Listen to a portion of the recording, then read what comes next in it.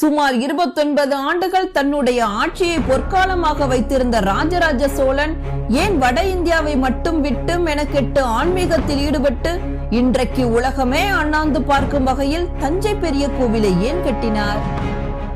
ராஜராஜ சோழன் தன்னுடைய ஆட்சி காலத்தில் ஈழத்தின் மீது படையெடுத்து அதை கைப்பற்றிய பின்னர்தான் அங்குள்ள சிவாலயங்களை பார்த்து பிரமித்து போய் நாமும் ஏன் இதே போல் ஒரு சிவாலயத்தை மிக பிரம்மாண்டமாக எழுப்பக்கூடாது என்று தன்னுடைய மனதில் கேள்வியை எழுப்பினார்.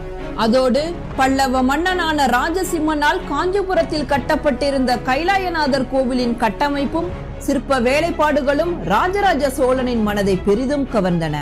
தன்னுடைய ஆட்சி காலத்தில் தானும் இது மாதிரியே ஒரு சிவாலயத்தை எப்பாடு பட்டாவது உருவாக்கியே தீர வேண்டும் என்று எண்ணம் கொண்டார். காஞ்சிபுரம் கைலாயநாதர் கோவிலை பார்த்ததன் விளைவே பெருவுடையார் கோவில் கட்ட ராஜராஜ சோழனுக்கு உந்து சக்தியாக இருந்தது.